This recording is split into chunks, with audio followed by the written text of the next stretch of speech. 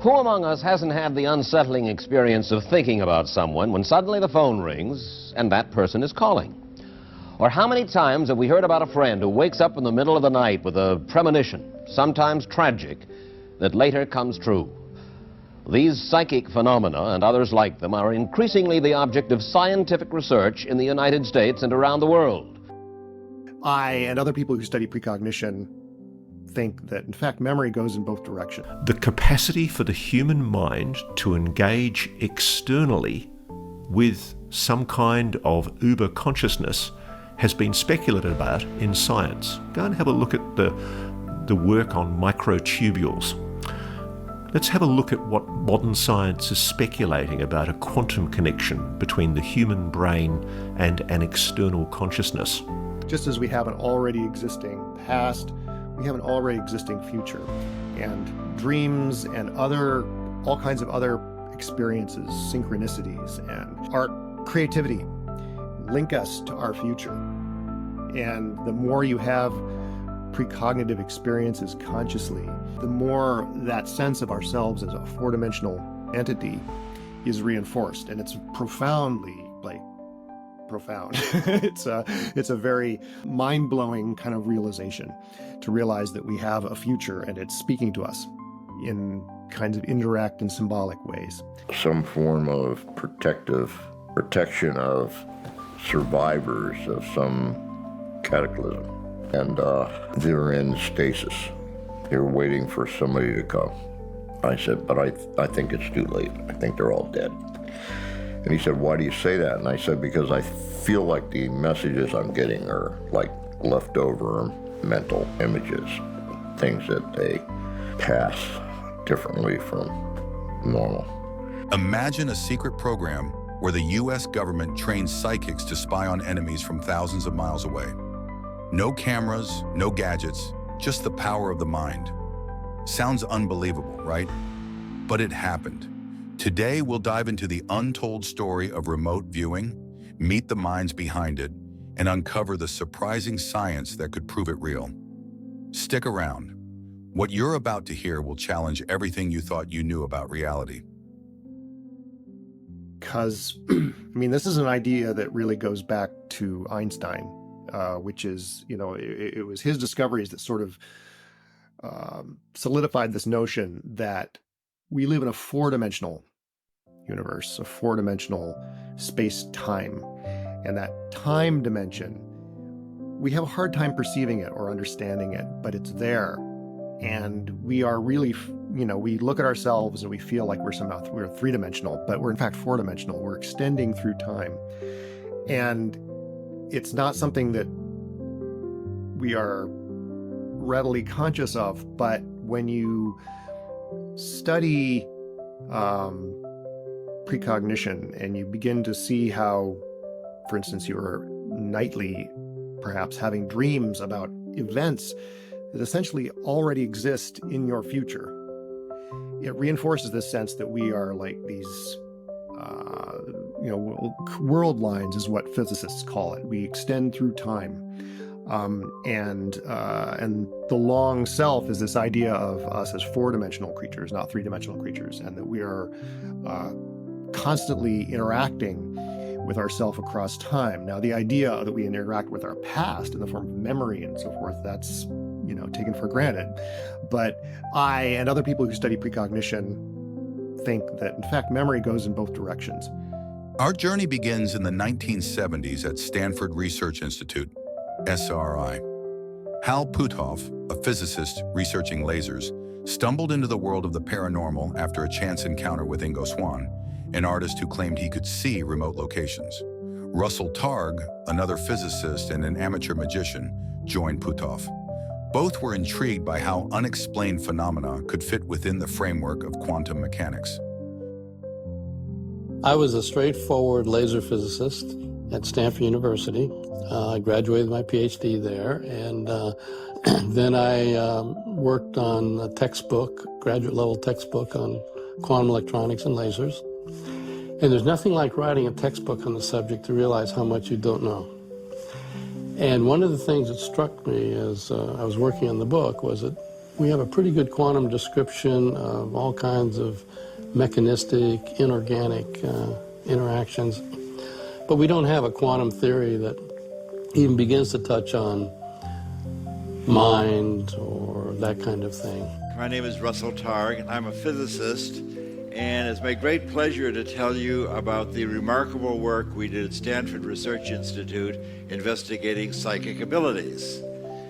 We did that for the CIA, Defense Intelligence Agency, NASA, and many, many other intelligence agencies, part of the U.S. government intelligence system.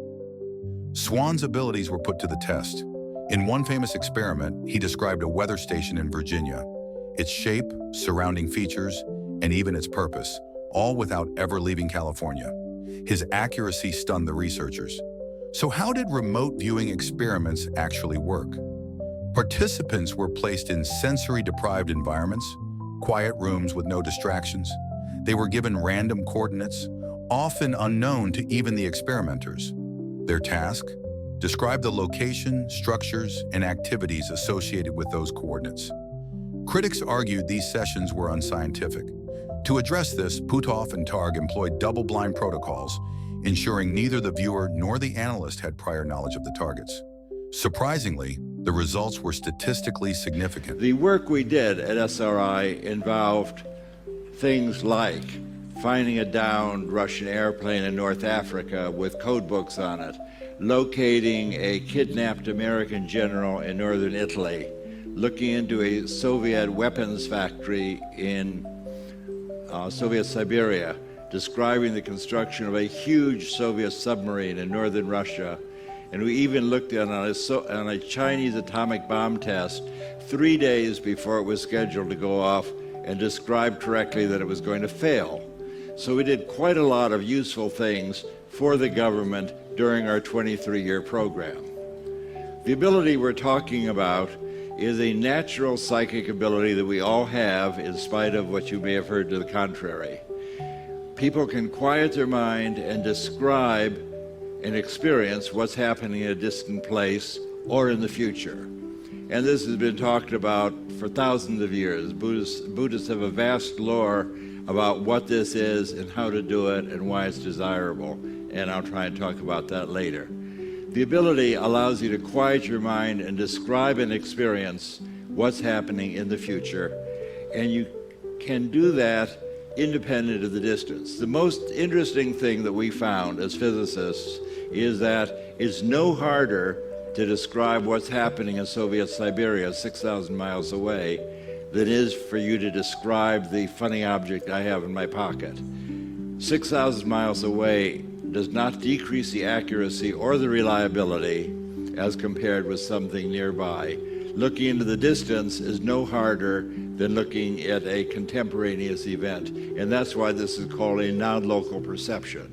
Not quantum mechanical particularly, it pertains to the fact that we live in a non-local space-time described as scientifically most recently by Schrödinger in the 1920s and then proved in the 1970s and 1980s. So the idea of non-local connections is not new age.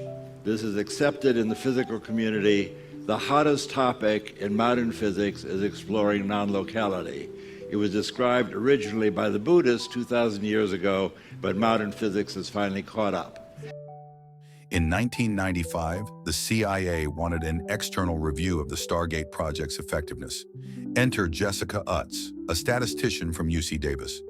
She examined decades of data and concluded that remote viewing results were consistently above chance. In controlled studies, viewers achieved accuracies of 65 to 70%, far exceeding what randomness would predict. Her report sparked controversy. Skeptics like Ray Hyman argued that methodological flaws could explain the results, but Utts maintained her stance. The data, she argued, showed something real, even if we couldn't yet explain it. What is remote viewing? Well, remote viewing is a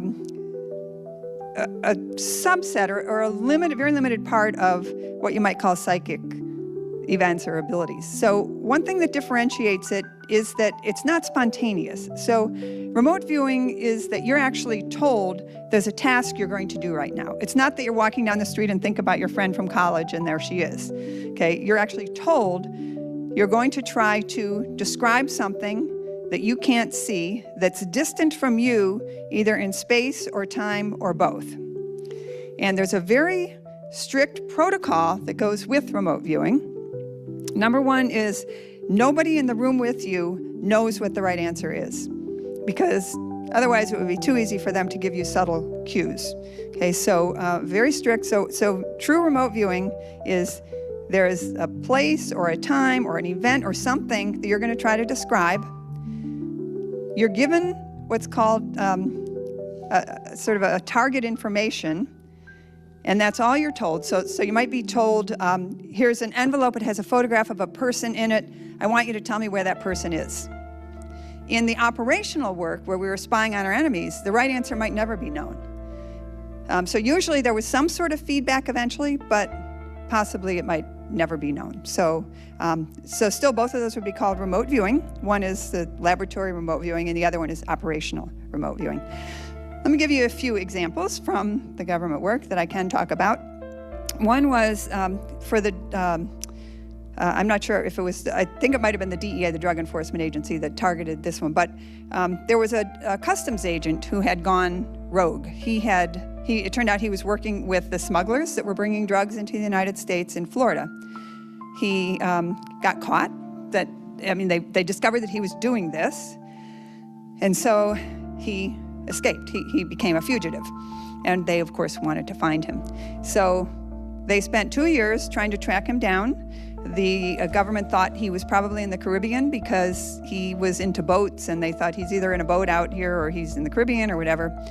And they had 2 unsuccessful years trying to find him. So they thought, okay, when all else fails, let's try the remote viewers. So they went to the remote viewers, and a remote viewer, and they had a picture of him in an envelope. They just said, there's a picture of somebody in here. Where is he? That was it.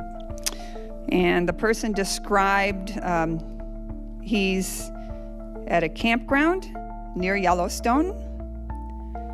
There's an Indian burial ground nearby and a few other little details. And based on that, they went and found him and captured him. So that's the kind of example of the operational work that was used. There's another example that Jimmy Carter talks about. When he was president, there was a plane that had gone down somewhere in Africa, and we could not find it using traditional intelligence methods. So again, they called in the remote viewers, and they were able to locate it. And so Carter talks about that and he acknowledges the source of that information. Do a review for Congress and answer 2 questions. 1, is it scientifically valid? And 2, is it useful for intelligence work? So they hired a consulting firm, AIR, American Institutes for Research, and they subcontracted the scientific part of it out to me and a well-known skeptic named Ray Hyman. And we were to do a report to assess the scientific work that had been done. We were given 1 summer to do it. We were shipped 3 big boxes full of reports that we were to assess. So there was another group that was supposed to be evaluating the operational work, and apparently they didn't do their job. They left unopened most of the boxes that had the operational work in it.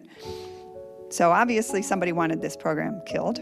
But Ray and I did our due diligence. We wrote our report, which is available on my website, so you can still see it. And we both concluded that there was definitely something statistically valid there, statistically significant, way beyond what you would expect by chance. But Ray, being the skeptic and having built his career being a skeptic, said, but there has to be some other explanation. Whereas I did not say that. And I'll read you, in fact, the conclusion from my report. What I said was, using the standards applied to any other area of science, it's concluded that psychic functioning has been well established. The statistical results of the studies examined are far beyond what's expected by chance. Arguments that these results could be due to methodological flaws in the experiments are soundly refuted. Effects of similar magnitude to those found in government-sponsored research at SRI and SAIC have been replicated at a number of laboratories across the world. Such consistency cannot be readily explained by claims of flaws or fraud. Fast forward to today, where where theorists like Eric Wargo propose that remote viewing might involve quantum mechanics. Wargo suggests our brains could access future information through quantum time loops. Essentially, your brain could be a quantum computer, tapping into data that hasn't happened yet. While still speculative, this theory ties into broader questions about consciousness and its relationship to time. Could our perception of reality be fundamentally flawed? Parallel to these studies, neuroscientist Jacobo Grinberg explored how the brain interacts with a holographic universe. Grinberg theorized that consciousness operates within a universal field of information, explaining phenomena like remote viewing. His mysterious disappearance in 1994 only deepened the intrigue surrounding his work. La teoría sintérgica afirma que el cerebro humano es capaz de distorsionar la estructura de la latiz en la forma más compleja conocida en el universo. Y esta distorsión compleja de la latiz constituye la realidad perceptual. De tal forma que cada una de las actividades neuronales constituye una microdistorsión de la latiz. Y puesto que el cerebro humano contiene alrededor de entre 10.000 y 12.000 millones de elementos neuronales, cada microdistorsión, cada alteración de esta estructura básica del espacio interactúa entre sí, formando una macrodistorsión compleja a la que la teoría le llama el campo neuronal. The Stargate program ultimately shut down, officially deemed inconclusive. But consider this. Governments worldwide have funded similar studies. Could they know something we don't? Is the human mind more powerful than we believe? This is just the tip of the iceberg. On this channel, we explore the intersection of science, mystery, and the human mind. Hit that subscribe button and join us as we uncover the secrets of reality itself. Because the next revelation might just change your life. So the question I want to ask you is, where do you see us now in that evolutionary development? Let me draw what is called a bell curve, which looks somehow like this. It's being used in describing random events. The bulk of the population today is this intelligent, more or less intelligent biped, all right? And with a vertical spine, and who pushes the buttons on TV and drives a car, etc., etc. Now, there is some backthrow. That is, there are some people here in this area, very few people who are still gorilla-like. That is, they're hairy, they beat their chest when they see their neighbors and a few other things. And then we have other people who are here in this corner, very few of them, who are very highly developed, because we say that evolution is now pushing mankind in this direction, away from the gorilla types, towards the very highly evolved people. At this point, we're here. What's going to happen maybe 1 million years from now, 500,000 years from now? This curve is going to shift. It's going to shift like this. That is, the bulk of the population will be very, very highly evolved. We have gone away altogether from the gorilla types, no more gorillas. And what we have here now is the average man is now the retarded person, in evolutionary terms. The bulk of the population is extremely, very, very highly evolved. And the cutting edge of evolution here, these are very, very highly evolved people. We can't even imagine what kind of person that will be. He may not have a physical body. What's the habitat, so to speak, of this group here? Well, you just go out and you find them. They're all over the place. The habitat of this group here, what do you think? Where do you think you find these people here? Hey? I suspect you would find them in universities. You'd find the people who are very bright, people who are in the leading edge of professions. It's an intellectual thing. Well, I suggest that you find them in mental hospitals, in nut houses. And the reason for that is that these people, they live in a different reality, in a reality which is very changed, and few of them are adapted to live in this reality. So naturally, they can't function very well.